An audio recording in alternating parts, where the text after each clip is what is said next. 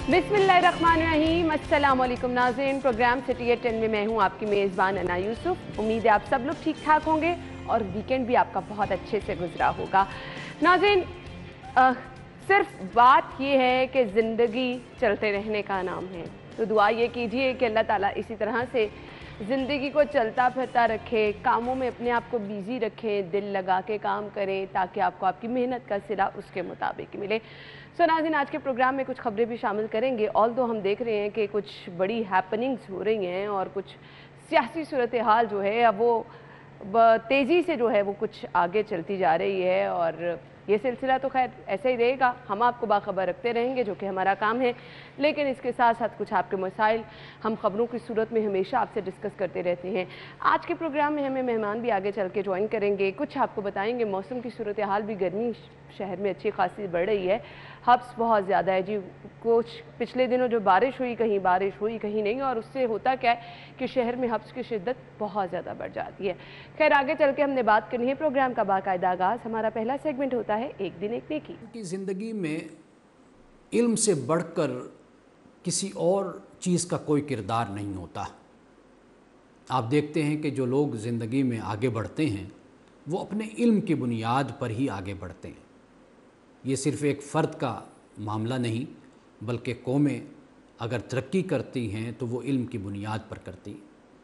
आप अगर अपने माशरे को देखेंगे, एक शख्स वो होगा कि जिसमें जुस्तजू और लगन नहीं होगी, इल्म हासिल करने का शौक़ नहीं होगा। एक वो शख्स होगा कि जिसमें इल्म हासिल करने का शौक़ होगा, जज्बा होगा। आप कुछ सालों के बाद देखेंगे जो इल्म का शौक़ रखने वाला है वो अपने बचपन के लोगों से और अपने आसपास के लोगों से बिल्कुल मुनफरिद हो जाता है, ख़ास हो जाता है। तो उसकी जो ख़ासियत है, खुसूसियत है और उसकी जो इनफरादियत है, उसकी वजह उसका इल्म है। इसलिए रसूलुल्लाह सल्लल्लाहु अलैहि वसल्लम ने एक बुनियादी बात ये बयान कर दी कि इल्म ये मर्द और औरत, यानी मुसलमान मर्द हो या मुसलमान औरत, उन पर इल्म फ़र्ज़ है। यानी इल्म का तलब करना ये फ़र्ज़ है। और ये जो इल्म का तलब करना फ़र्ज़ है, इसमें जो बुनियादी बात है वो ये है कि जो मेरी और आपकी ज़िंदगी के बुनियादी मामलात हैं उनके मुताल्लिक़ हमें इल्म हासिल करना चाहिए, नॉलेज हमें लेना चाहिए। हाँ, उसके बाद फिर अगर हम ये शौक़ रखते हैं कि मज़ीद इल्म हासिल करें तो हमें मज़ीद इल्म भी हासिल करना चाहिए। और अम्बिया अलैहिमुस्सलाम को अल्लाह सुब्हानहू व तआला ने जो इल्म अता किया वो इल्म वही, यानी यकीनी इल्म अल्लाह ताला ने अपने अम्बिया को अता किया। और फिर उसी की रोशनी है जो इस कायनात में फैलती चली जाती है। कायनात की तहकीक है और अल्लाह की तलाश है, खुदा की तलाश है, हकीकत की तलाश है। ये सब कुछ इल्म कहलाता है। अगर आप अपने दिन को इस अंदाज़ से गुजारें कि आप कुछ ना कुछ सीखते रहें तो आप यकीन कीजिए कि आप कुछ अरसे के बाद ये महसूस करेंगे कि अल्लाह सुब्हानहू व तआला की आप पे बड़ी मेहरबानी है। आमीन। ये थी जी आज की अच्छी बात। और आपके साथ हमने प्रोग्राम में आगे दीगर सेगमेंट्स भी शामिल करने हैं, खबरें भी आपके साथ शेयर करनी है, लेकिन सबसे पहले मौसम बाहर कैसा है टुडेज़ वेदर में जान लेते हैं।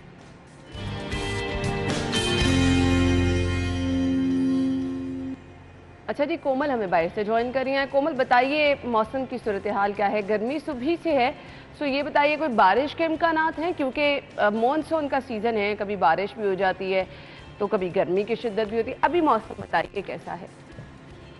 लाहौर शहर में सूरज ने तेज़ किरणें कर ली हैं और तपिश में शिद्दत आ गई है, वहीं गर्मी में भी इजाफा रिकॉर्ड किया जा रहा है। मेरे चेहरे पे पड़ने वाली धूप से आपको अंदाज़ा हो रहा होगा कि किस कदर सूरज जो है वो आपोताप दिखाने की कोशिश कर रहा है और किसी हद तक दिखाने में कामयाब भी हो रहा है। हवाओं का सिलसिला मुकम्मल तरीके से थमा हुआ है। मौजूदा दर्जा हरारत 34 डिग्री सेंटीग्रेड रिकॉर्ड किया जा रहा है और आइंदा 24 घंटों के दौरान कम से कम दर्जा हरारत 27 रहने वाला है, जबकि ज़्यादा से ज़्यादा 34 डिग्री तक जाएगा। माहिरीन को ख़ास तौर पर बार बार इस बात की ताकीद की जाती है माहिरीन की जानिब से शहरियों को कि अपनी हिफाजत को यकीनी बनाएं, क्योंकि ये मौसम कुछ इस तरह का है कि अभी कुछ ही देर में मौसम कुछ और होगा। 5 सेकंड में मौसम बिल्कुल तब्दीली दिखाएगा और यूँ महसूस होगा कि मौसम जो था वो शुरू से ही कुछ इस तरह का था। जैसे इस वक्त सूरज आंखें दिखा रहा है तो कुछ ही देर में बादल जो है वो शहर लाहौर पर अपना राज दिखाते हैं और मौसम जो है वो खासा खुशगवार महसूस किया जाने लगता है। इस वक्त जो है वो जिस तरह सूरज ने आंखें दिखाई हुई हैं तो यूँ महसूस हो रहा है कि अभी कुछ ही देर में जो है वो मौसम इसी तरह से मज़ीद गर्मी बरसाएगा जाएगा। माहिरीन ने अंदर 24 घंटों के दौरान ये इम्कान भी जाहिर किया है कि शहर लाहौर के मुख्तलिफ इलाकों में कहीं बूंदाबांदी भी रिकॉर्ड किए जाने के इम्कान हैं। ठीक है जी, थैंक यू कोमल, आपने हमें मौसम के बारे में बता दिया। कुछ आ जाते हैं जी खबरों के बारे में। आगाज़ में ही मसाइल ही मसाइल हैं। पहली खबर, सारिफीन पे एक बार फिर बिजली गिराने की तैयारी। बिजली 4 रुपये 69 पैसे फी यूनिट मजीद महंगी करने का ऐलान, बल्कि इम्कान है जी।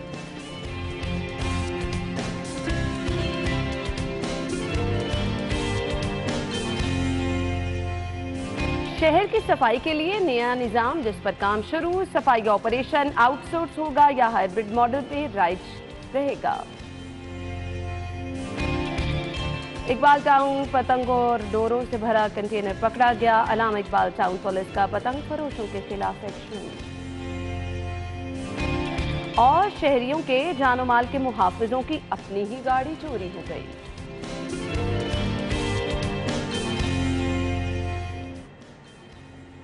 अच्छा जी, खबरें आपने जो हैं वो देख ली कि हमने आज कौन कौन सी खबरें, ये एक खुलासा सा होता है जो हम आपके साथ शेयर करते हैं। बात सबसे पहले है जी बिजली महंगी होने की, लेकिन मुझे नहीं समझ आता लोड शेडिंग इतनी ज़्यादा क्यों हो रही है। खैर, आज अच्छी बात यह है कि मंडे है और शाहिद सिपरा साहब हमारे साथ स्टूडियो में मौजूद है। अपने मेहमानों को खुश आमदीद कहेंगे।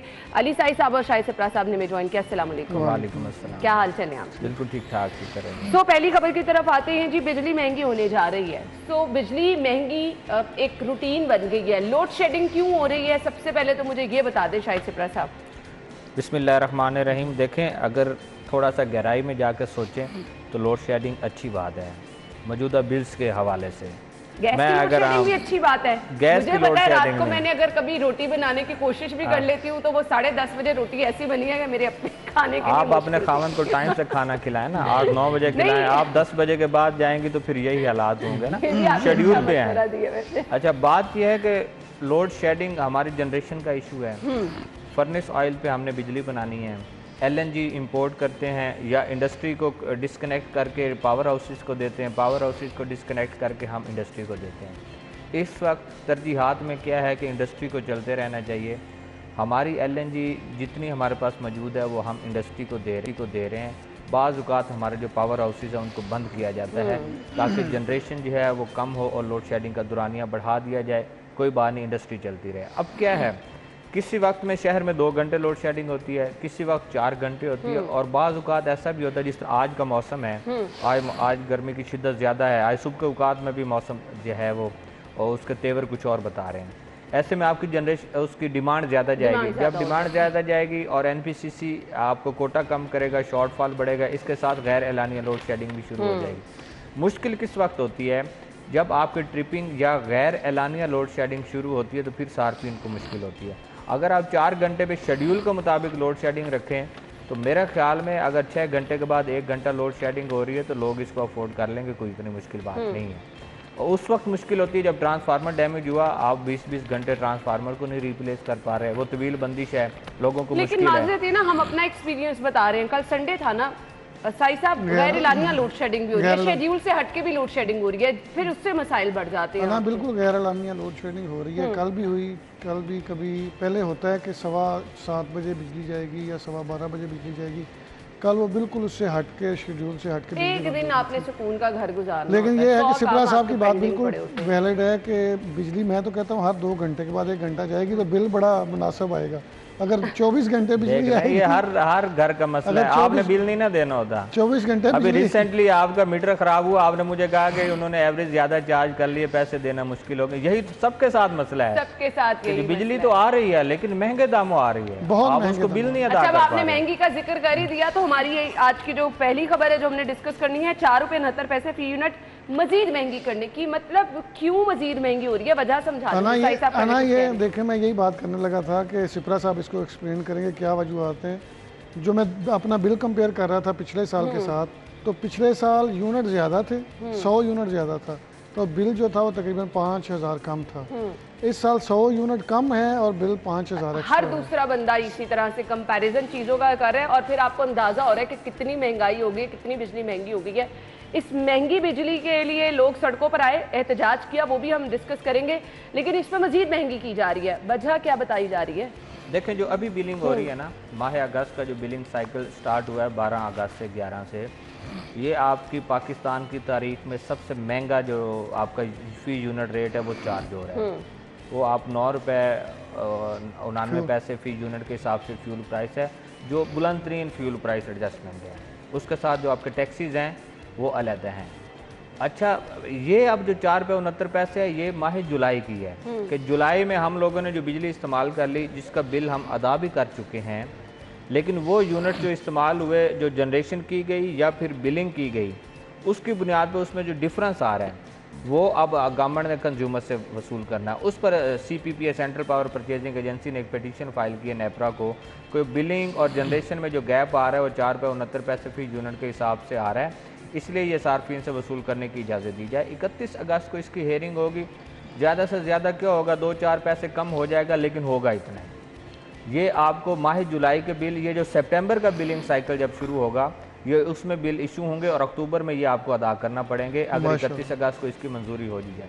अब क्या है, मैं मिनिस्टर साहब का बयान सुन रहा था, हमारे जो तवानाई के वजीर हैं, वो कह रहे थे कि सितंबर अक्टूबर में कीमतें कम हो जाएं। कीमतें नहीं कम होनी। ये देखें जून की जनरेशन जो थी वो आप तकरीबन 10 रुपये फ्यूल प्राइस ले रहे हैं, उसके बाद जुलाई आप तकरीबन 4.25 रुपये पे आ गए हैं। इसका क्या मतलब है, अगस्त की जो जनरेशन है वो आप 3.5-4 पे आ जाएंगे। ये इन गवर्नमेंट का कोई इसमें किरदार नहीं है। क्या वजह है कि आपकी जनरेशन और डिमांड जो है आहिस्ता आहिस्ता कम होती जा रही। कंज्यूमर्स ने बिजली का इस्तेमाल वैसे भी कम कर दिया है। लेस्को जो 5300 मेगावाट पे चलती थी, आजकल लेस्को 4500 मेगावाट तक रहती है। डोमेस्टिक सेक्टर जो 2100-2200 मेगावाट तक लोड लेता था, वो 1600-1700 मेगावाट तक महदूद है।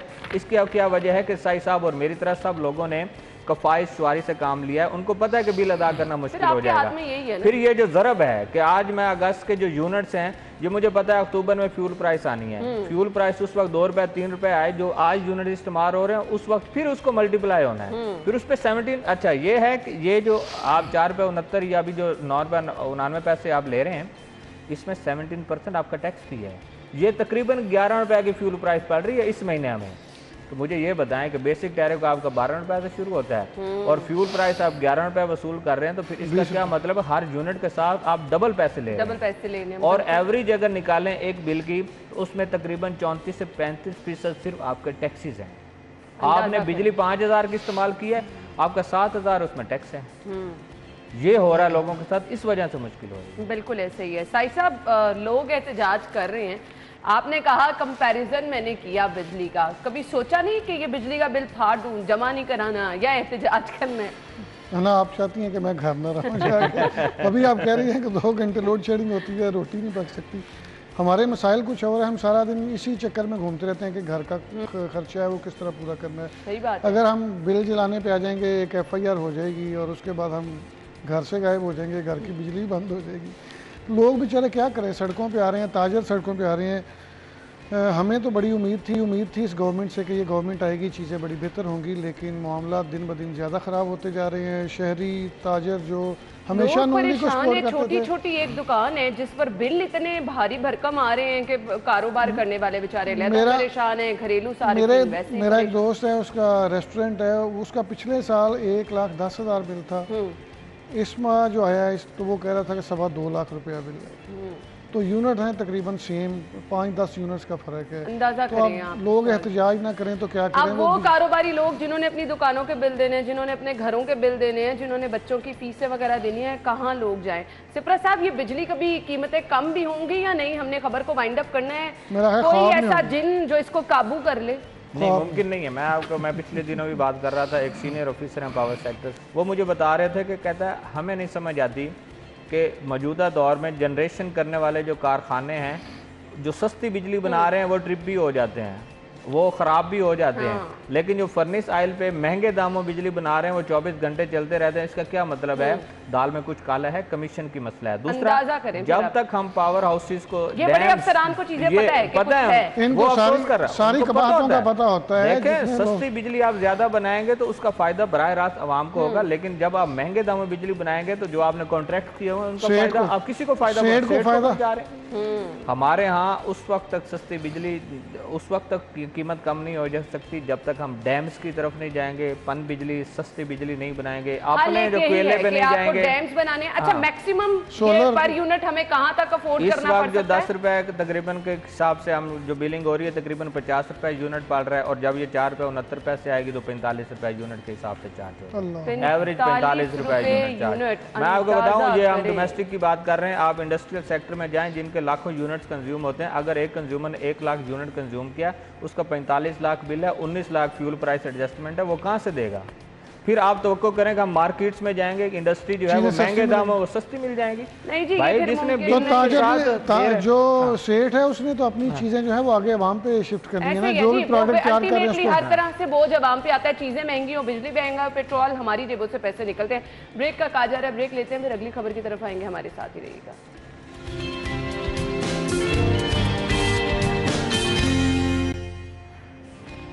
Welcome back. सुन तो आपने रखा होगा सफाई निस्फ़ ईमान है, और इसके लिए हम देखते हैं कि जी हर किसी को अपने तौर पर तो कोशिश करनी चाहिए, लेकिन शहर की सफाई की हम बात करें जिसके लिए लाहौर वेस्ट मैनेजमेंट कंपनी जो है हमेशा दावे बड़े बड़े करती है, लेकिन कहीं ना कहीं मसाइल आप अपने इलाके की सूरत हाल में कहती हूँ जी आप शेयर करें, आप हमें फुटेजेस भेजें ताकि हम दिखाएं कि फ़लाँ इलाके का ये मसला है और यहाँ पर जो है टीम को जाना चाहिए। अच्छा जी, अब नया निज़ाम लाने की तैयारी की जा रही है, इस निज़ाम पर काम शुरू किया जाएगा। सफाई का तजुर्बा रखने वाली मुल्की और गैर मुल्की कंपनियों में से बेहतरीन का इंतखाब ओपन बिडिंग से किया जाएगा। पंजाब हुकूमत ने टास्क दे दिया है। मेरे सामने जो गुज़िश्ता दौर में हमने देखा, शहबाज शरीफ साहब ने जो सफाई का निज़ाम इंट्रोड्यूस कराया था, मेरे ख्याल से बहुत ज़बरदस्त था। साई साहब क्या कहना चाहेंगे? अन्ना, शहर की सफाई बहुत ज़रूरी है। कोई भी गवर्नमेंट हो, शहर को साफ सुथरा, और लाहौर की तो लोग मिसालें देते थे तो अन्ना हमने तकरीबन पिछले जो गवर्नमेंट गुजरी है नून लीग की, और उससे पहले जो पीटीआई गवर्नमेंट थी, हमने देखा कि 5-5 दिन कूड़ा नहीं उठाया गया। और अनफॉर्चुनेटली हमारे यहाँ ये है ना, सियासत की नजर हो जाती है ये सब चीजें। और मैं आपको बताऊं कि जो मेरी गली है, मैंने पिछले 1 साल में प्राइवेट बंदे रखे हुए थे सफाई के लिए। एवं ही मुझे ख्याल आया कि मैंने कहा चले इसको चेक करते हैं। एक बंदा जानने वाला था वहाँ पे, मैंने उसको कॉल की, उसने कहा सुबह बंदा आ जाएगा सफाई के लिए। वो सफाई की उसने गली की, तस्वीरें उतरवाई, और वो जो वहाँ पे कोई उनका हेड था उसने मुझसे कमेंट्स लिए जी कि गली साफ़ हो गई है, सेटिस्फाइड। ठीक, उसके फिर 20 दिन बाद वो नहीं आए। मैंने उनको कॉल की, मैंने कहा भाई अच्छी भली हम प्राइवेट बंदे से सफाई करवा रहे थे, आपने ये किस काम में डाल दिया? उसने कहा वो बंदा नहीं आ रहा। मैंने कहा नहीं, 1 दिन आया, उसके बाद नहीं आया। उसके बाद फिर वो बंदा आया, फिर उसी तरह मुझे उसने कहा कि आप कहें कि सेटिस्फाइड। मैंने कहा यार ऐसे आप, मैं सेटिस्फाइड तो हूँ, लेकिन बंदा सफाई के लिए तो आएगा। इसमें कोई भी तरीका का राइज हो जाए, शहरियों को तो सफाई चाहिए। एक बड़ा इशू जो शहरियों का रहता है, क्योंकि आप लोग तो जाते हैं शहर में, विजिट करते हैं, पूरा शहर ऑलमोस्ट आप लोगों ने हर रोज ही घूमना होता है। शिप्रा साहब मुझे बताइएगा, लोग कहते हैं जो सफाई पोश इलाकों में शहर की होती है, अंदरून शहर वाली साइड पे चले जाएं, दूर दराज गली मोहल्लों में चले जाएं, बाहर से शहर को साफ कर भी लेते हैं, अंदर गली मोहल्लों की सफाई नहीं होती। एग्री करते हैं? पोश इलाकों में आप कौन सा कंसीडर कर रहे हैं, जहाँ पे ये लाहौर वेस्ट मैनेजमेंट काम करती है, या जो प्राइवेट है हाउसिंग सोसाइटी? ये भी एक सवाल है, जैसे साई साहब ने कह दिया कि प्राइवेटली भी वो काम कराते हैं, लेकिन कुछ मेन शाहराहों पर तो सफाई होती है। ये गार्डन टाउन, फैसल टाउन, गुलबर्ग, ये भी पोश वो जरूरी है ना, वहाँ पे तो मूवमेंट है सारी। वहाँ पे तो जिसने गुजरना है उसको पता है। वहाँ तो अब उन्होंने कंटेनर रखना भी छोड़ दिए हैं। अब तो कूड़ा है वो उठाना उन्होंने चले जाना, आपको कूड़ादान भी कहीं नजर नहीं आएंगे, कम जगहों पे नजर आएंगे। अब क्या है मसला, क्या है कि हर आने वाली गवर्नमेंट उसकी प्रायोरिटी तो यही होती है कि शहर को साफ रखा जाए। बुज़दार साहब जो थे वह उस पर अब कमेंट नहीं करता, वो सबको ही पता है। अच्छा, परवेज़ इलाही साहब पहले भी वज़ीर आला पंजाब रहे हैं, अब हैं। अब आउटसोर्स करें। हमारे यहाँ सबसे बड़ा मसला यह है कि अपने जो हमारे वसाइल हैं, अपने जो लोग हैं, हम उनसे काम लेने की बजाय हम आउटसोर्सिंग की तरफ जाते हैं कि आप इसके मुआहदे करें, और मुआहदे करने के बाद आपके साबिक दौरे हुकूमत में भी यही हुआ। उससे पहले अगर शहबाज शरीफ साहब थे उस वक्त भी यही हुआ कि तुर्कियों पे हमने दिए, टर्किश कंपनीज जो आती रहीं वो उठाती रहीं। अब भी क्या होगा कि आप ओपन बिडिंग में जा रहे हैं, कॉन्ट्रैक्ट होगा, कॉन्ट्रैक्ट पर आप पैसे देंगे, बजाय आप गैर मुल्की कंपनियों को पैसे दें। मैं तो ये कहता हूँ कि आप लोगों को फैसिलिटेट करें, लोगों से कहें कि 5 मरले के घर पे, 3 मरले या 10 मरले के घर पे 200, 300 या 500 रुपए के हिसाब से आप कोई रेंट लगा दें। ये सिपरा साहब फिर अपने बिल में एडजस्ट करवाएंगे। मेरी बात सुने, बात तो सुने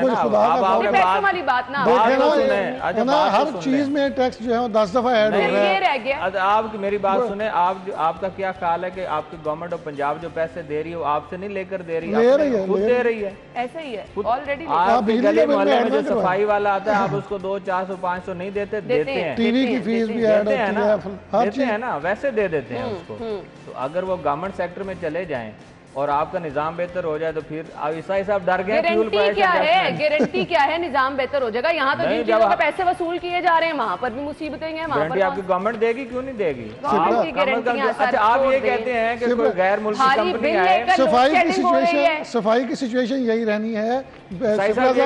गैर मुल्की बिल में ऐड करवा देते हैं। आपकी मेहरबानी, आप इसको रहने दें, अपनी तजवीज़ अपने पास रखें। ये 400-500 नया ऐड ना करवाएं, पहले ही हमारे बुरे हालात हैं। फिर शहर साफ सफाई की सिचुएशन समझ में आ रही है कि हम अपने तौर पर घर की सफाई, बाहर गली मोहल्ले की सफाई कराने के लिए पैसे देते हैं। प्राइवेट रखा हुआ था ना, समझ आ रही है बात, काफी हद तक पैसे देते थे उसको 3000। लेकिन मुझे तो इख्तिलाफ, मैं 200 की बात कर रहा हूँ। हाँ तो यही बनता है। 3000 देने को तैयार है। मुझे सिर्फ नहीं, सिर्फ मैं आपकी बात समझ रही हूँ, मैं आपकी बात समझ रही हूँ। हम भारी बिल अदा कर रहे हैं, लोड शेडिंग का फिर भी सामना है। हमें लोड शेडिंग का वजह क्या पता चल रही है? क्योंकि हमारे इलाके में बिजली चोरी ज्यादा है तो वहाँ लोड शेडिंग। मेरा क्या कसूर है? ना गैस में भी हमने सिलेंडर रखे हुए हैं, हर चीज का अल्टरनेट तो है ना। फिर जब गली की सफाई नहीं होगी तो प्राइवेट बंदे सफाई करवाएंगे। मंतक पावर सेक्टर की आपने बात की, ये तो मंतक समझ से बाहर है कि आप कहें कि यहाँ बिजली चोरी की शरह हाई लाइन लॉसेस वाले फील्ड है। शिप्रा साहब खुशकिस्मत है, आपकी भीड़ जो है बड़ी अवामी भीड़। मैं यही कह रही हूँ कि चलिए कूड़े की सफाई के लिए भी, कूड़े की सफाई के लिए भी हम पैसे दे दें, कोई बात नहीं, लेकिन फिर उस पर ये आ जाए बात कि जी सही तरह से सफाई नहीं होती। आज आपने कंप्लेंट करनी है, आप किस इदारे के पास जाएंगे? कहेंगे कि हमारे गली या जो मोहल्ला है उसकी सफाई नहीं, किसको कहेंगे? मुझे बता दें की बाय द वे हेल्पलाइन है, आई थिंक 113। कभी किया आपने कुछ इस टाइप? कभी किया? मैंने किया 2 दफा। आपने किया? पहले 3000 देते थे और एक दिन आए साफ करके गए, 20 दिन आई नहीं है। ये मसला पता क्या है? या फिर गवर्नमेंट इदारे इस संजीदगी के साथ काम करें, अपनी जिम्मेदारी को अच्छा मुझे ये बता दें, तो ये चीजें शहबाज शरीफ दौर की जिसकी मैंने बात की है, मैं गवाह हूँ। जब मैं दफ्तर जाती थी जेल रोड पे बाकायदा स्वीपिंग हो रही होती थी, मैकेनिकल मशीनों से निकलते थे, वो खुद निकलते थे, वो देखते थे। वो बतौर चीफ एडमिनिस्ट्रेटर सुबह के वक्त में, शाम के दोपहर में कहीं ना कहीं खुद निकलते थे, देखते थे। उनका वो देखें, हम इस पे जाएंगे, रोड्स उन्होंने बताया बड़ी अच्छी बात है, बाकी चीजें बनी, इंफ्रास्ट्रक्चर पे काम किया, लेकिन सफाई के हिसाब से भी वो चेक करते थे। और ये नहीं है कि आप कहें कि वो चीफ एडमिनिस्ट्रेटर होते हुए आप निकले, उन्होंने देखा है तो वो फिर उसका जवाब दे। आज कौन है जवाब दे आपका? किसी ने नोटिस लिया आपका? अच्छा, ये ईद उल अज़हा गुजरी है, इस पे सफाई हुई है, इसमें आप कहें अब ये क्रेडिट भी आज हम नून लीग को देंगे तो फिर लोग कहेंगे कि ये जो है वो पटवारी हैं और नून लीग की बात कर रहे हैं, फिर उस तरफ चले जाएंगे ना। बात करने का मकसद ये है को सफाई से गर्ज है कि उनके गली मोहल्ले की सतह पर जो सफाई है, कूड़ा उठाया जाए, कूड़ादान कोई ना बने, कहीं पर कचरा कुंडी ना बने, लोगों को इससे गर्ज है। लेकिन चाहे गवर्नमेंट करे चाहे प्राइवेट करे, लेकिन मैं प्राइवेट सेक्टर से खिलाफ हूँ। मैं नहीं चाहता कि कॉन्ट्रैक्ट्स हूँ, मुआहदे हूँ, हम बारी भरकम उनको डॉलर्स की सूरत में पैसे दें, हम इस बात के मुताबिक नहीं है। मेरे बात करने का मकसद ये है, साई साहब को नहीं पसंद है 3000 देते हैं, मैं ये बात कर रहा हूँ गवर्नमेंट को 300 नहीं देना, 3000 देना, देते रहे, मुझे क्या है? गवर्नमेंट को फोकस करना भाई दे सकते हैं चीजों पे, गवर्नमेंट को फोकस करना चाहिए। इंप्लीमेंट तो गवर्नमेंट ने करवाना है, अगर जितना मर्जी इंफ्रास्ट्रक्चर, मैं वही कह रहा हूँ, चेक एंड बैलेंस करें। देखे ना बुजदार गवर्नमेंट जिम्मेदारी का भी ना, ये जो 300-300 रुपए भी हम देंगे तो जेबों में पैसे बुजदार गवर्नमेंट में हम कहते थे कि सारे जो फंड्स हैं वो डीजी खान पे लग रहे हैं, राजनपुर पे लग रहे हैं, तौसा पे लग रहे हैं। आप वो सिचुएशन देखें जो मैं कह रही हूँ, ये सब चीजें सियासी वाबस्तगियों के तौर पे होती हैं। आप सफाई की बात कर लें, आप लाहौर का की बात ताइनातियों की करें, कम गुजरात तो साफ हो जाएगा ना, डिवीजन भी बन गई है, जिले भी बन गए हैं, ठीक है। इतलात आ रही है कि जहाँ दफातर करने हैं। देखे शाहिद सिपरा साहब, जब कुछ करना है तो फिर हर चीजें हो जाती है, डिवीजनें भी बन जाती है, जिले भी बन जाते हैं, बस इनकी मर्जी होनी चाहिए। ब्रेक का कह रही हैं आयशा, ब्रेक ले लेते हैं, ब्रेक के बाद शो में वापस आएंगे, हमारे साथ ही रहिएगा।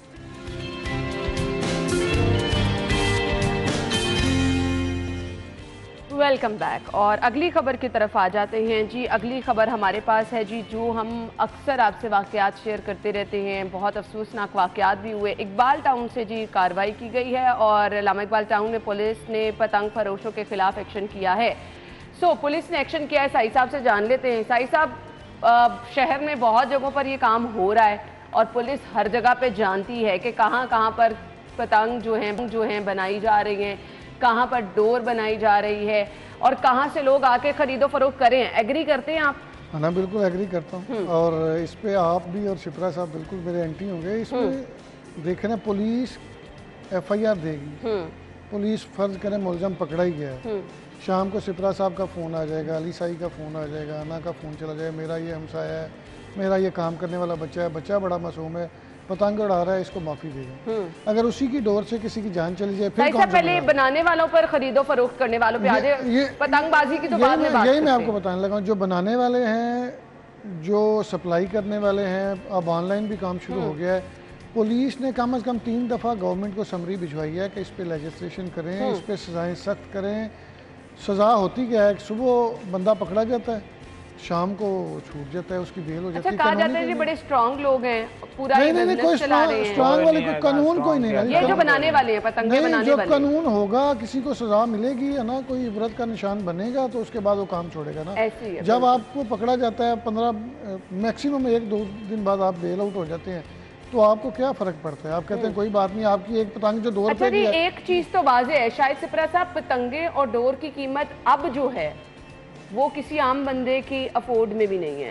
पहले की कीमत यही आपको कह रहा हूँ कि 2 रुपए की जब नहीं, हमने अपने बचपन में वैसे देखा है कि हमारे क्योंकि घर में कंबाइन फैमिली थी तो कजन्स वगैरह सारे बहुत ही जोशो खरोश से बसंत की तैयारी। वो आहिस्ता आहिस्ता जिस तरह महंगाई हुई तो ये चीजें बढ़ती जाएंगी, कारोबार उसी तरह चलता जा रहा है। आप कह रही हैं कि ये लोग स्ट्रांग होते हैं, यानी कोई रियासत के सामने या कानून के सामने कोई स्ट्रांग नहीं होता। तो फिर आपकी पुलिस को पता है कि कहाँ पर पतंगे बन रही हैं, कहाँ पर डोर बन रही है, ये कातिल डोर कहाँ बन रही है, आपकी तमाम पुलिस को पता है। जब मुकदमा दर्ज होता है फिर अदालत के सामने रिमांड होते हैं, फिर बड़े बड़ों की चीखें निकल जाती हैं। ये तो फिर छोटे से होंगे, मुल्जिम होंगे तो फिर इनका क्या होगा?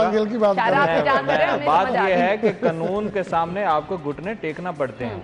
रियासत के मामलात उस वक्त ही चलते हैं जब आप कानून के ताबे होते हैं। ये यहाँ क्या है कि रियासत चाहती है कि पतंगबाजी पर पाबंदी लगी, बसंत खत्म हुई, इतना बड़ा फेस्टिवल था, बैरून ममालिक से लोग आया करते थे, सियाह आते थे, एक यहाँ पे बहुत बड़ा 2-3 दिन चलता था मामला, लेकिन ख़त्म हुआ। पंजाब गवर्नमेंट ने किस बुनियाद पे लगाया कि डोर की वजह से खुदा ना खास्ता किसी माँ की गोद नहीं उजड़नी चाहिए, यही मामला था, इसके अलावा कोई नहीं था।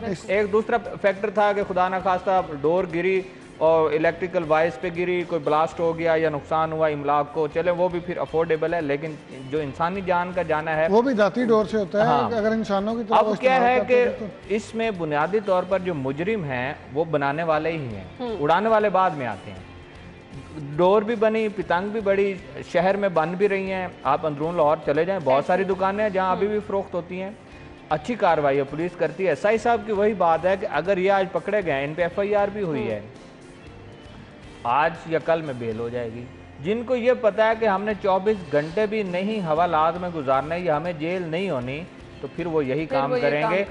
फिर ये हमारे यहाँ कानून होना चाहिए। आपने पाबंदी लगाई, कितने सालों से चलती आ रही है, उस पर कानून साजी क्यों नहीं करते? देखना है कि पतंग बनाने पे कितना खर्चा आएगा, 5 रुपए, और यही पतंग जो है वो 500 की बिक रही है, क्योंकि चोरी बेचते हैं ना, खुलेआम तो नहीं बिक सकती। तो 6000 पतंग में अगर 10 लाख रुपया बच रहा है और उसका खर्चा आएगा 5000 या 10,000 वकील पे, वो बेल आउट हो जाएगा, तो वो करेगा ये काम। मुझे खबर को वाइंड अप करना है, माजरत के साथ होश के नाखून लेने की ज़रूरत है, क्योंकि यहाँ पर हमने बहुत बड़े बड़े वाक़यात देखे हैं, किसी की जान चली जाना। बाइक्स पे हम देखते हैं डोर फिरने से फलां बंदा जान बहक हो गया, फलां बच्चे की गर्दन कट गई। तो खुदारा प्लीज़ इस पर नोटिस लीजिए, और अगर ये काम हो भी रहा है तो कम से कम इस तरह से जानलेवा डोर जो बनाई जा रही है उसकी प्रोडक्शन को ये रोक दें। ब्रेक लेंगे, ब्रेक के बाद हम वापस आएंगे तो कुछ बात करेंगे अवाम के मुहाफ़िज़ों की, जो कि अपनी हिफाजत करने में कितने कामयाब हैं, आपके साथ शेयर करेंगे ब्रेक के बाद।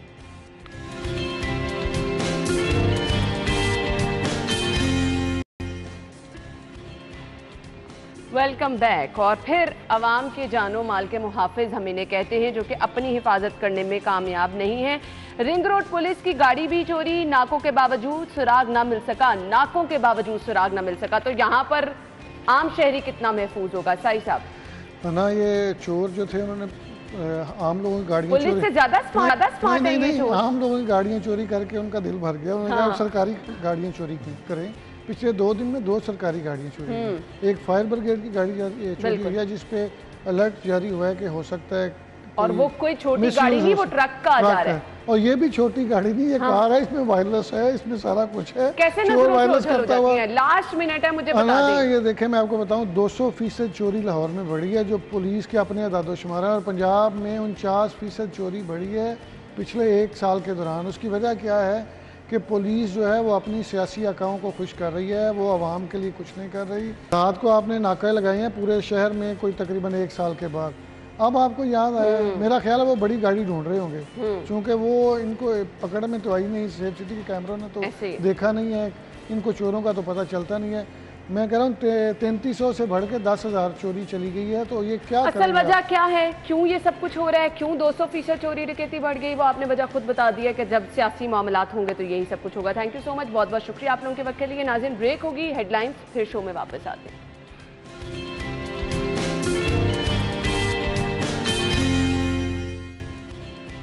Welcome back. शो में आपको एक बार फिर से खुश आमदीद कहेंगे। और क्या, मेरा सवाल यह है कि आप CSS करना चाहते हैं? हर किसी का ख्वाब होता है कि जी वो ऑफिसर बने।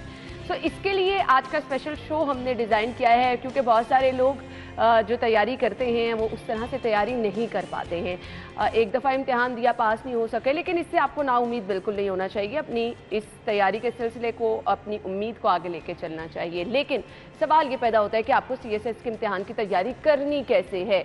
नाम सुनते ही परेशान हो जाते हैं कि ये तो जी बड़ा मुश्किल इम्तिहान है। सवाल ये है कि क्या बहुत ज़हीन तलबा ही CSS कर सकते हैं?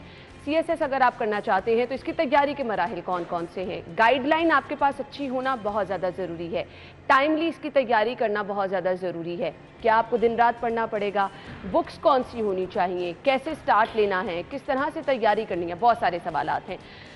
मुझे भी नहीं पता, तो हम मिलके ये शो डिज़ाइन इसलिए किया है कि वो लोग, वो तलबा जो कि CSS करना चाहते हैं, जो नहीं भी करना चाहते, उनका भी शायद आज माइंड बन जाए हमारे मेहमानों की बात सुन के कि जी वो भी CSS करें।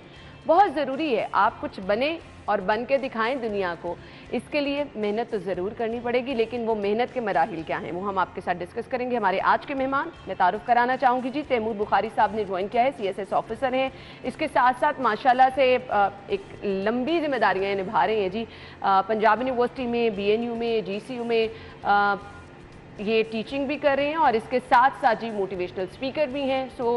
इनके साथ हमारे जो दूसरे मेहमान हैं, जुनेद आफ्ताब हैं, CSS इन्होंने अभी रिसेंटली किया, असिस्टेंट कमिश्नर के तौर पर ये अपॉइंट हुए हैं। अपने मेहमानों को वेलकम कहेंगे। अस्सलाम वालेकुम जी। जी वालेकुम अस्सलाम। क्या हाल चाल है? अल्हम्दुलिल्लाह, बिल्कुल। अच्छा जी, सबसे पहले हम आगाज़ कर लेते हैं तैमूर बुखारी साहब से, क्योंकि ये स्टूडेंट्स को पढ़ा भी रहे हैं CSS जो करना चाहते हैं।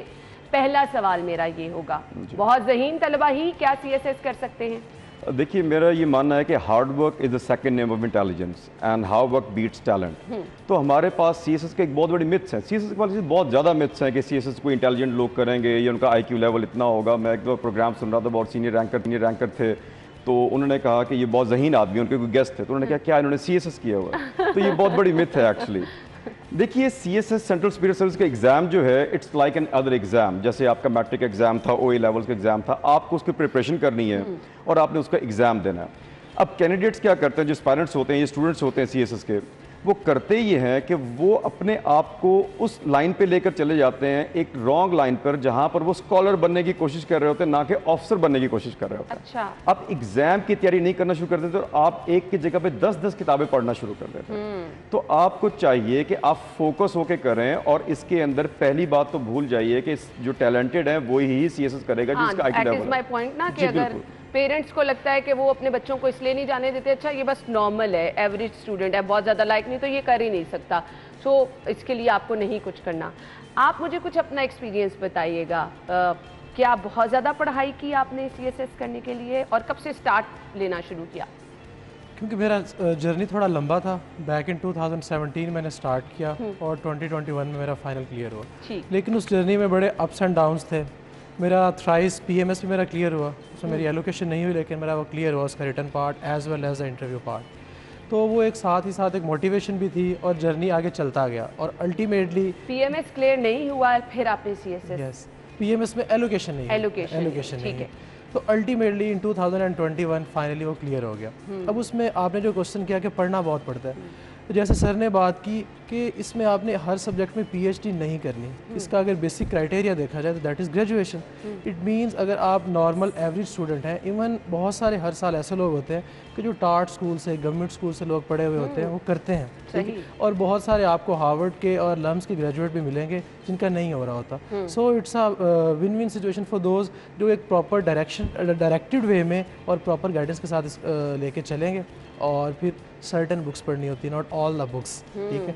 तो ये इसमें बेसिक एक की है, तो इसी पे फोकस किया और इसी एक गाइडलाइन को लेके चलते गए, तो अल्टीमेटली वो हो गया। चलिए जी, अब की पॉइंट्स क्या हैं जिनको हम सुनहरी असूल कह सकते हैं उन स्टूडेंट्स के लिए जिन्होंने CSS करना है, उन्हें कैसे स्टार्ट करना है? जी आप बताइएगा। जी देखिए, सबसे पहले बात तो ये है कि अपनी जो इंग्लिश लैंग्वेज है, मैं उसको अंग्रेजी कहता हूँ, इंग्लिश नहीं कहता। बेसिकली हम अंग्रेजी पढ़ते हैं, इंग्लिश नहीं पढ़ते। We are non natives. उसमें हमारा होता ही है कि आजकल हमारा जो बच्चे आ रहे हैं, जो एस्पायरेंट्स आ रहे हैं, उनकी अंग्रेजी का जो सिंटैक्स है, सेंटेंस स्ट्रक्चर है, वो बहुत पुअर है। और ये 12 के 12 एग्जाम जो पेपर्स हैं उसके, वो इंग्लिश लैंग्वेज के अंदर है, विद एक्सेप्शन ऑफ 1 और 2 पेपर्स पंजाबी हो गए, या इस्लामियत भी आप उर्दू में दे सकते हैं। तो कैंडिडेट्स को चाहिए सबसे पहले अंग्रेजी पे तवज्जो दें, उन टेंसेस पे तवज्जो दें। अब कैंडिडेट क्या करते हैं, मैंने ग्रेजुएशन कर दी, मैं दोबारा टेंसेस पढ़ूं? बिल्कुल पढ़िए, क्योंकि आपको आता नहीं है और एग्जाम का प्रेक्विजिट जो है वो आपकी CSS की जो है ना, आपकी इंग्लिश लैंग्वेज की राइटिंग स्किल्स हैं। और उसके बाद आप करेंगे क्या, आप राइट डायरेक्शन में पढ़ के राइट लिखेंगे। आप कभी भी कोई गलत पढ़ के सही नहीं लिख सकते। देखिए कि मैं इसी मिसाल ऐसे देता हूँ कि अगर कोई बच्चा चाइनीज के घर में पैदा हो तो वो चाइनीज सुन के चाइनीज बोलना शुरू करता है। हमारी 4 फैकल्टीज हैं, जो आप सुनेंगे वही बोलेंगे, जो आप पढ़ेंगे वही लिखेंगे। पहले आपने अंग्रेजी ठीक की, उसके बाद आपको राइट डायरेक्शन चाहिए। अब फर्ज कीजिए मेरे पास स्टूडेंट्स आते हैं कि पाकिस्तान अफेयर्स के लिए कौन सी किताब पढ़ी है, मैं उनको कहता हूं कि OA लेवल्स की किताब पढ़ लीजिए, मैट्रिक की किताब पढ़ लीजिए। कायदे-ए-आज़म के 14 पॉइंट्स जो हैं वो 14 रहेंगे, 15 नहीं होंगे। एग्जैक्टली। अब जब वो बेसिक नॉलेज आप ले लें, उसके बाद उसको प्रिपेयर करने के बाद नेक्स्ट बुक्स पे जाइए। अब कैंडिडेट क्या करते हैं, 10 किताबें रख ली और 10 किताबों के अंदर उन्होंने एक किताब ही कंप्लीट नहीं पढ़ी, वो सारी किताबें उसको हॉन्ट कर रही हैं। तो ना वो एक किताब पढ़ेगा ना वो। तो कैंडिडेट देखिए, इनको याद रखना चाहिए कि ये एक रिटन का एग्जाम है, आपके पढ़ने का एग्जाम नहीं है। आपको पढ़ना है और उसको लिखना है बार बार। और उसकी प्रैक्टिस करनी है। जिस तरह हम स्विमिंग में करने, फर्ज कीजिए अगर आप स्विमिंग करने जाती हैं और आपके जो इंस्ट्रक्टर है वो आपको कहते हैं कि आप यूं कीजिए, स्विमिंग सीखने के 101 तरीके किताब लेके आ जाइए, आप लेके आ जाते हैं। वो कहते हैं इसको याद कीजिए, मेमोराइज कीजिए, रट्टा लगा लीजिए। आप उसको रट्टा लगा के उसको थ्योरी का एग्जाम दे देती है।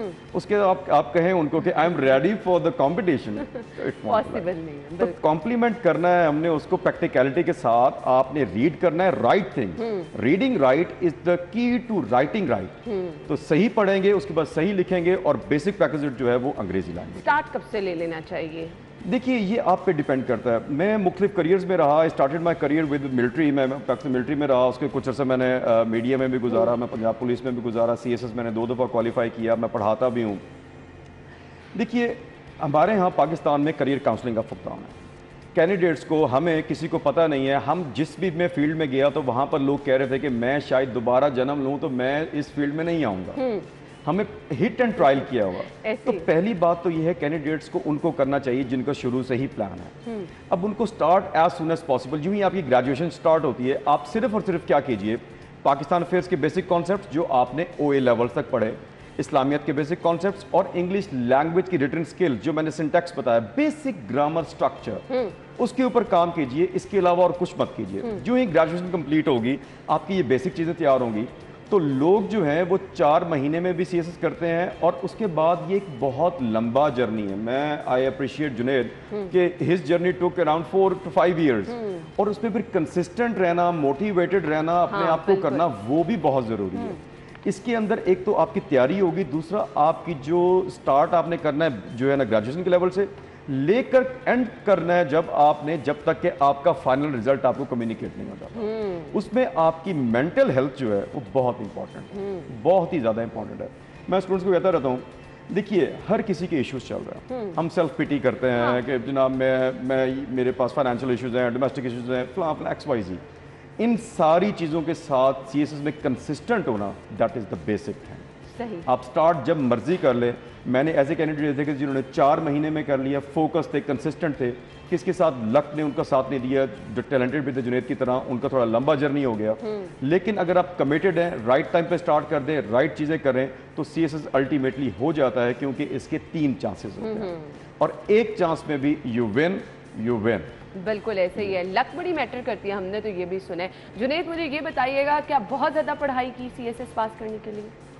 क्योंकि जर्नी लंबा था तो पढ़ाई तो डेफिनेटली काफ़ी ज़्यादा हो गई, लेकिन मैं सर की बात को थोड़ा सा बढ़ाना चाहूँगा कि उन्होंने जैसे कहा कि ग्रेजुएशन के बाद, अब मेरा भी केमिकल इंजीनियरिंग मेरा बैकग्राउंड है, सो आई एम इंजीनियर बेसिकली। तो उसके बाद अगर मैंने उसको अपने करियर को लेकर जब मैं चला कि 2016 में I had a job in Tescon chemicals, तो उसके साथ साथ फिर मैंने देखा कि this is not my cup of tea, तो फिर मैंने वहाँ से स्विच किया। तो उसके बाद अगर उसको आगे क्विक उसको फॉरवर्ड करें तो अगर हम देखें कि उसमें पढ़ा कितना, उसमें वही हर सब्जेक्ट की 1, 2, 3 बुक्स, इससे ज़्यादा नहीं पढ़ी। अगर 12 सब्जेक्ट्स ले लें तो 2-3 की एवरेज लें तो अराउंड 30 बुक्स बनेगी, मैक्सिमम इतनी पढ़ी।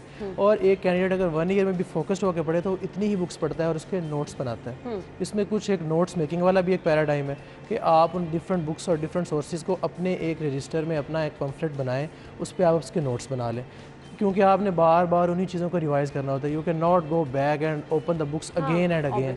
तो ये भी एक इसमें एक वैल्यू एडिशन हो जाएगी, ताकि फिर आपकी रिटर्न स्किल और इम्प्रूव हो जाएगी। आप देखें ना, हमारे सामने मिसालें बैठी हैं जिन्होंने पास किया।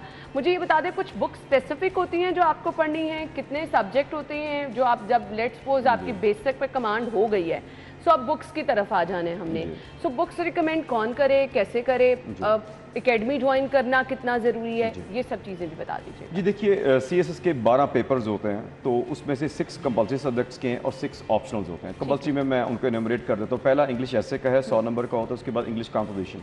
इन दोनों के लिए कोई भी किताब रिकमेंडेड नहीं है। आप बेसिक ग्रामर ठीक कीजिए, उसमें डायरेक्ट इंडायरेक्ट आएंगे, वही एक्टिव वॉइस, पैसिव वॉइस, वही ट्रांसलेशन, प्रेसी राइटिंग, कॉम्प्रीहेंशन, जो सारी ज़िंदगी बचपन में करते रहे बच्चे। सही। ऐसे राइटिंग होगी, जो ऐसे राइटिंग आप शॉर्ट किया करते थे, इस बार 3 घंटे में आपको एक ऐसे लिखना होगा। 2 पेपर्स ये हो गए। उसके बाद आता है आपके जनरल नॉलेज के 3 पेपर होते हैं। पहला होता है जनरल साइंस एंड एबिलिटी, उसमें बेसिक लेवल के क्वेश्चंस होते हैं। अगर आप 2022 के पेपर देखेंगे तो वो काफ़ी आसान पेपर था। जनरल साइंस एंड एबिलिटी, उसमें बेसिक मैथमेटिक्स होता है, बेसिक वाला, बिल्कुल बच्चों वाला, और साथ में आपकी मैट्रिक लेवल की, ये ग्रेजुएशन लेवल कह दीजिए, आपके बेसिक नॉलेज के प्लैनेट कौन से हैं, सोलर सिस्टम क्या है, बेसिक हमारा जो है ना, हमारे बायोलॉजिकल साइंसेज हो जाएंगे, इस तरह के।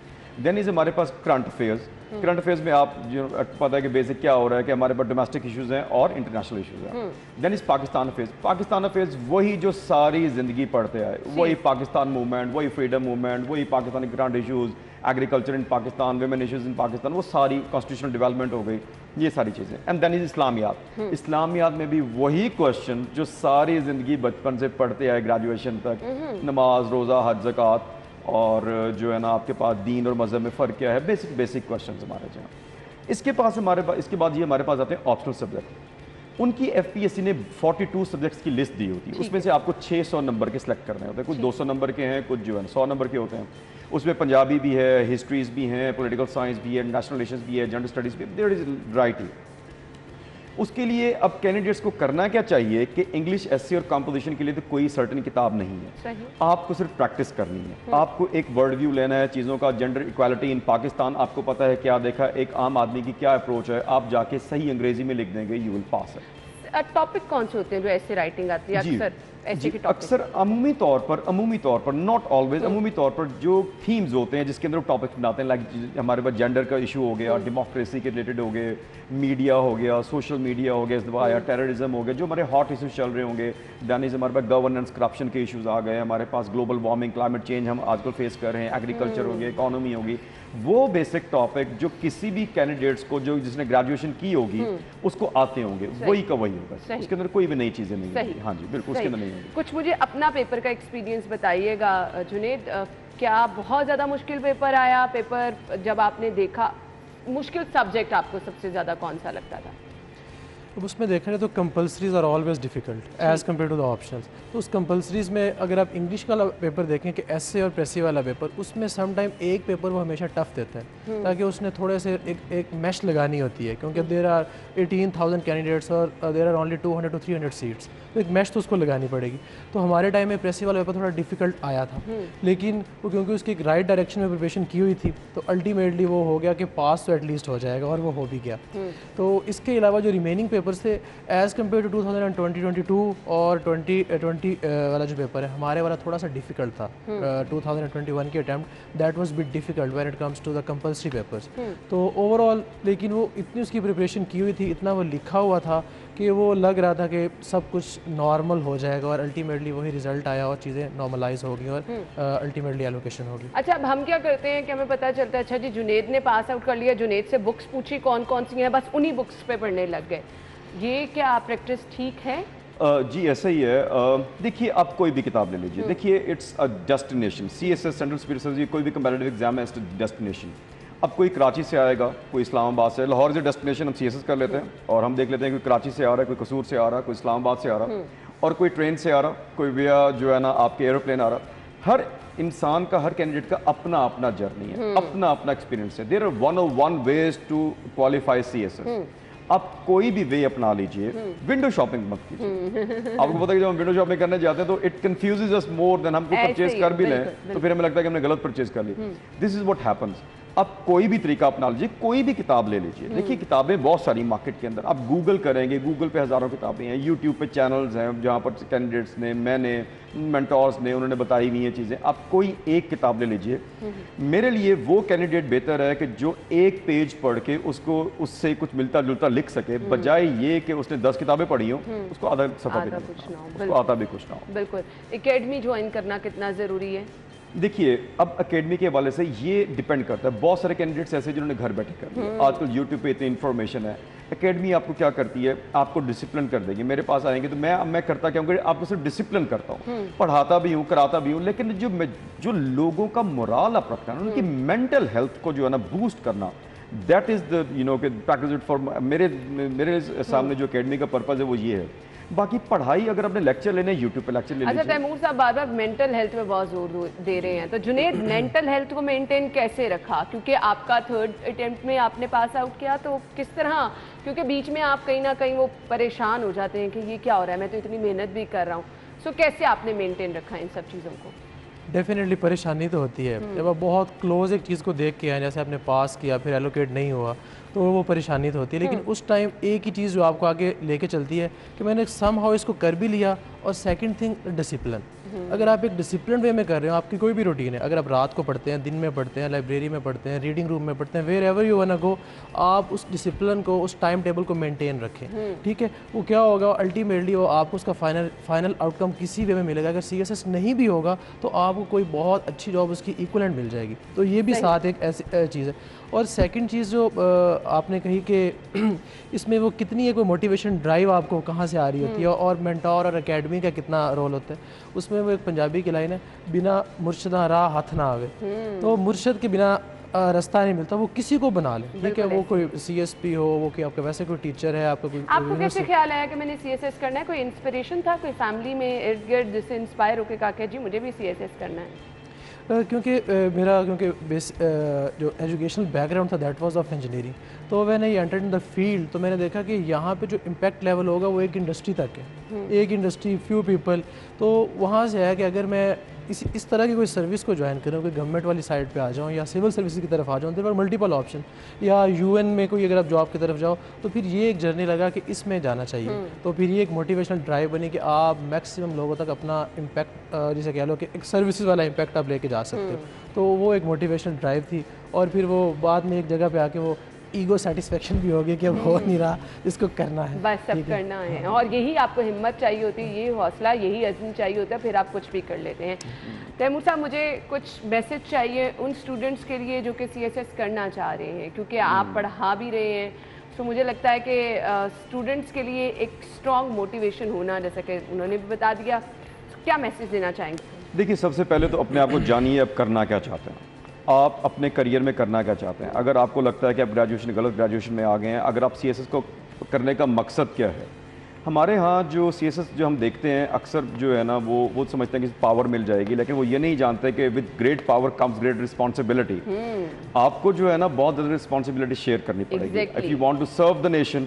अगर आप करना चाहते हैं और अगर आप जिस तरह अभी हमारे हालात हुए हुए हैं तो सिविल सर्विस हमारी आगे है, एग्जीक्यूटिव ब्रांच है। देखिए हम पाकिस्तान का जो है दुनिया का 5वां बड़ा मुल्क है आबादी के, 5th मोस्ट पॉपुलस कंट्री, और आप उसकी एग्जीक्यूटिव ब्रांच है। आपसे ऊपर कोई ऑफिसर नहीं है, आप हैं अल्टीमेट जब वहाँ पे जाना है। तो अगर आप मोटिवेटेड हैं, आप इंस्पायर्ड हैं टू सर्व द नेशन, तो आइए और सर्व कीजिए। बहुत ज़बरदस्त मैसेज है। आप कोई मैसेज देना चाहेंगे देखने वालों को? मैं कैंडिडेट्स को एक मैसेज देना चाहूँगा कि अगर आपने वाकई साइड पे आना है तो be honest with your self. आपको पता होता है कि आप ये कर सकते हैं, और अगर आप कर सकते हैं तो आप कितना इसको वक्त दे सकते हैं और कितना आप टाइम दे सकते हैं, और आपके फैमिली डायनामिक्स, आपके फाइनेंशियल डायनामिक्स किस तरह के आपको सबसे ज़्यादा पता है। और when it comes to the exam आपको ये भी पता है कि आपकी कितनी प्रिपरेशन है। तो आप अपने गिरबान में झांकिए, आपको पता लग जाता है, आपको खुद आंसर मिलता है अपना कि आप एग्ज़ाम इसको देंगे, आप पास कर जाएंगे या नहीं कर जाएंगे। तो वो आपका जो ऑनेस्टी फैक्टर है वो बहुत मैटर करता है। इफ़ यू आर ऑनेस्ट तो आप ज़रूर कर जाएंगे और आपको ज़रूर आना चाहिए इसमें। जी मैं एक बार और आके कहना चाहूँगा, देखिए जब भी आप कोई करियर स्टार्ट करते हैं कोई भी, आपको बहुत परेशानियाँ आएंगी, चीज़ें आएंगी। तो एक बुक थी मैंने पढ़ी, उसके अंदर एक लेसन है, man can be destroyed but can not be defeated. आप डिस्ट्रॉय तो हो जाइए लेकिन आपको डिफीट इंसान को कोई चीज़ नहीं कर सकती। बिल्कुल ऐसे ही है, वो आपकी हिम्मत, हौसला और अज़्म है जो कि आपको आगे लेके चलता है। नाउमीद नहीं होना चाहिए, नाउमीदी तो वैसे ही कुफ्र है। सो उम्मीद रखें, मेहनत करें तो फिर आप सभी कुछ कर सकते हैं। वो स्टूडेंट्स जो कि CSS करना चाहते हैं उनके लिए गाइडलाइंस क्या हैं वो हमने शेयर कर दी हैं। बहुत बहुत शुक्रिया आप लोगों के वक्त के लिए, थैंक यू सो मच। नाज़रीन हम लेंगे एक ब्रेक के बाद वापस आएंगे, हमारे साथ रहिएगा।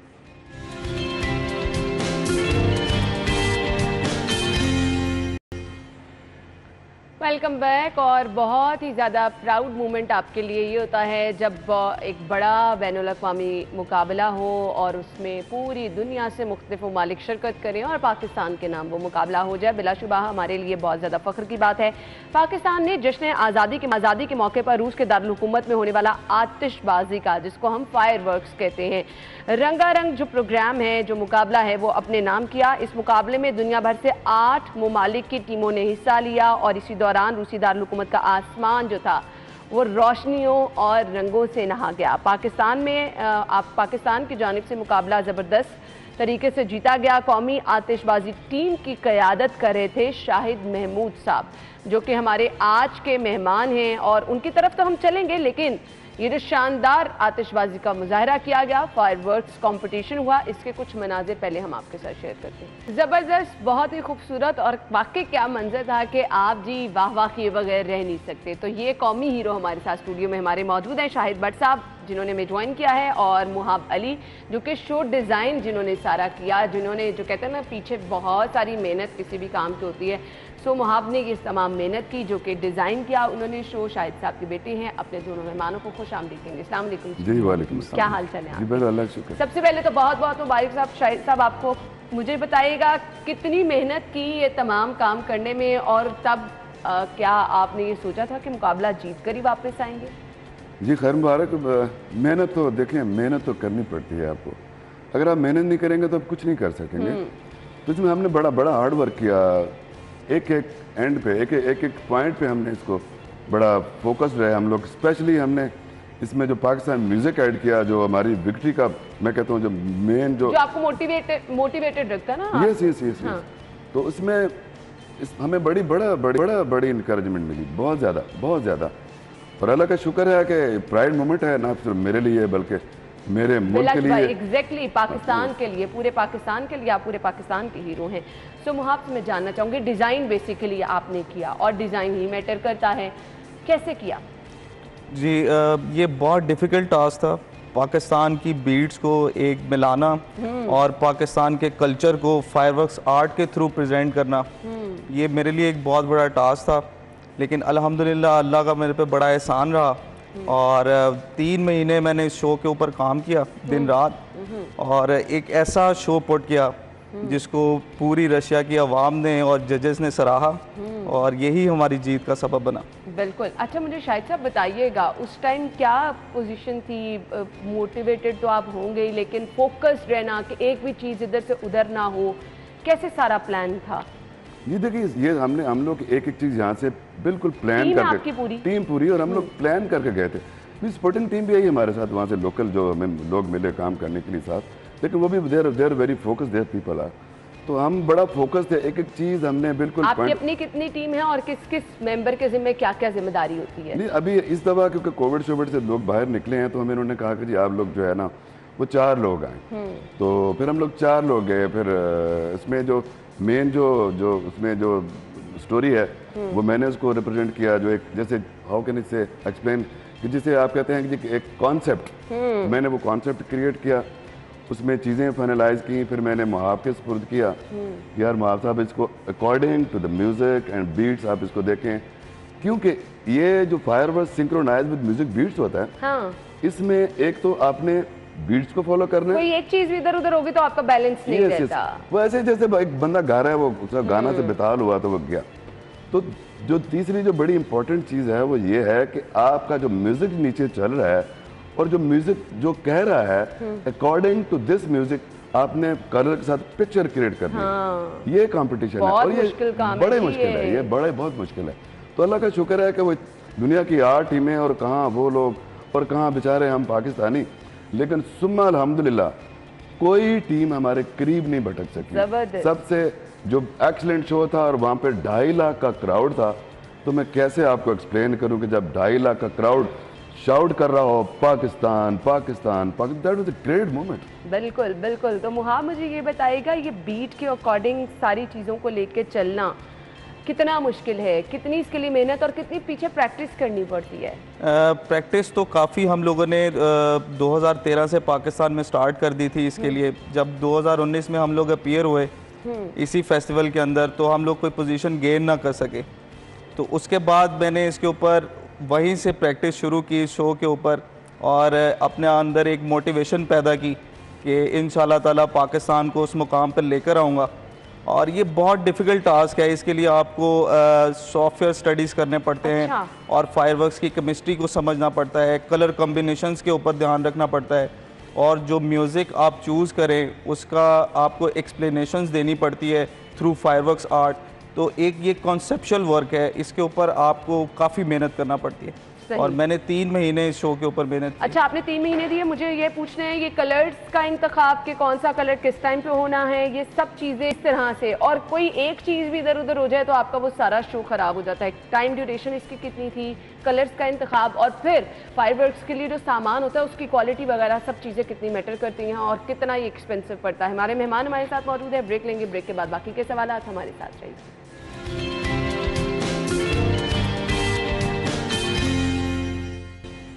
Welcome back. गुफ्तगू का सिलसिला आगे बढ़ाएंगे, हमारे साथ हमारे मेहमान मौजूद हैं। तो शाहिद साहब मुझे बताइएगा, सामान की क्वालिटी कितनी मैटर करती है जो फायरवर्क्स के लिए इस्तेमाल होता है, और क्या बहुत ज़्यादा एक्सपेंसिव होता है सामान? जी हाँ, देखिए जब एक आप शो पुट करते हैं तो उसमें जो चीज़ें क्रिएट कर रहे हैं उनकी क्वालिटी ही नहीं है, मैटर करेगी बिल्कुल। तो वो उसकी तो देयर इज नो शो। तो हमने जो अपने चीज़ें इस्तेमाल की, हमने बड़ी top quality, top design, very very festive colours according to our music, जो हमारी नीड थी, जो हमारी ज़रूरत थी, उसके मुताबिक हमने इसमें अपना 100% बजट जो है उसमें यूज़ कर दिया। बिकॉज के दिस टाइम हम लोग ये सोच रहे थे कि यार हमने पैसे वैसे बचा के नहीं ले जाने, हमने यहाँ से ट्रॉफी उठानी है, तो उसके लिए एक अच्छा शो पुट करना बड़ा ज़रूरी है। तो उसके लिए स्टफ़ का होना, बड़ा अच्छा स्टफ़ ये बड़ा मैटर करता है, उसमें बड़ा उसका मेजर रोल है। पर आपका म्यूज़िक है, उसके बाद आपका म्यूज़िक है, तो उसके लिए हमने बड़ी सख्त मेहनत की और अल्लाह ने उसको रंग लाया, मेरा अल्लाह ने करम किया और हमने देखें ये ट्रॉफी पड़ी है, हम विन करके। आपने म्यूजिक डिज़ाइन किया था सारा? जी, मैंने पाकिस्तान के जो, क्योंकि ये 14 अगस्त थी और 75th इंडिपेंडेंस डे था, तो मैंने पहले 2.5 मिनट इस परचम के साए तले हम एक हैं, हम एक हैं, ज़बरदस्त। तो इस म्यूज़िक के अंदर मुझे वो जुनून नज़र आया कि गोरों के सामने मैं इसको प्रेजेंट करूँगा अपने मुल्क को। तो ऊपर से मेरी 75th इंडिपेंडेंस भी थी, तो उसके अंदर ग्रीन और वाइट और गोल्डन जुबली की तरह गोल्डन कलर मैंने उसके अंदर यूज़ किया, तो एक बहुत ही प्यारा माहौल बनाया वहाँ पे। इनफैक्ट गोरों को समझ बड़ा मैटर करता है कि कलर्स आपके क्या हैं, अटेंशन, अट्रैक्शन किसी की वो कलर्स ले रहे हैं, कैसे डिसाइड किया कि ये कलर होने चाहिए? सारा आपका अपना डिज़ाइन था, माइंड था कि ये चीज़ें आपने डेवलप की? जो शो डिज़ाइनर होता है ये उसके ऊपर डिपेंड करता है कि वो म्यूज़िक की डिस्क्रिप्शंस के साथ क्या कलर्स यूज़ करता है। तो जब आप पाकिस्तान को प्रेजेंट कर रहे हैं तो मोस्ट प्रोबेबली तो आपका फ्लैग कलर होना चाहिए, ग्रीन जी सबसे पहले ग्रीन और वाइट यूज़ किया उस पोर्शन के अंदर। फिर बड़ी एक इम्पोर्टेंट लव स्टोरी थी हमारी, लंग आजा पतन चनादा, ये हमारे चनाब की एक बहुत क्रिएटिव स्टोरी थी। उसके अंदर हार्ट शेप्स, शेल्स और रेड कलर ज़्यादा यूज़ किया गया उस लव स्टोरी को प्रमोट करने के लिए। फिर लट्ठे की चादर, उत्ते सलेटी रंग माया। उसके बाद क्लासिक म्यूज़िक जो एशिया की जान है उसको पुट किया, उसके अंदर तबला, सितार और इस तरह के एलिमेंट्स को यूज़ किया गया। जबरदस्त। और वो हम देख रहे हैं वो सब चीज़ें आपके शो में बहुत ही खूबसूरती से नज़र भी आ रही हैं। पाकिस्तान में इस तरह के कामों को क्यों इतनी पजीराई नहीं मिलती, और जब बाहर आपके काम को बड़ा सराहा गया, यहाँ पर ऐसा कोई प्लेटफॉर्म नहीं है कि जो आप लोगों की तरह लोग मेहनत कर रहे हैं उनको आगे लेकर आए, उनको सराहा जाए? देखें, सबसे पहले जो ज़रूरी है, जो प्रमोशन होती है किसी भी काम की, तो ये हमारा तो बड़ा कॉम्प्लिकेटेड काम है। तो इसकी सबसे पहले तो जो रिस्पॉन्सिबिलिटी है जो वो इदारों की होती है कि इसके लिए SOPs बनाएं और बंदों को नॉमिनेट करें जो इस चीज़ को समझते हैं, क्योंकि ये खतरनाक काम है। मैं ऑनेस्टली स्पीकिंग कि आपको केमिस्ट्री आपने पढ़ी होनी चाहिए, आपको एक एक केमिकल्स के बारे में, तमाम SOPs के बारे में जो आपको नो होनी चाहिए। और मैं पहले भी बड़ी दफ़ा कह चुका हूँ कि इस काम के अंदर अगर हमारी गवर्नमेंट, हमारे इदारे हमें इसमें सपोर्ट करें, देखिए हम लोग तो बिलाशुबा बहुत आगे लेके जा सकते हैं। माजरत के साथ वक्त बहुत कम है, मुझे आपसे इजाज़त चाहिए। बहुत बहुत शुक्रिया, गुड लक। और यहाँ पे मैं मैसेज ज़रूर गवर्नमेंट को भी देना चाहूँगी, ये लोग हमारे हीरो हैं, इनको आगे लेके जाना, इनके काम में निखार लेकर आना, ये हुकूमत वक्त की जिम्मेदारी होती है। वंस अगेन बहुत शुक्रिया। नाज़रीन, आप अपना ख्याल रखिएगा, कल मुलाकात होगी। अल्लाह हाफ़िज़।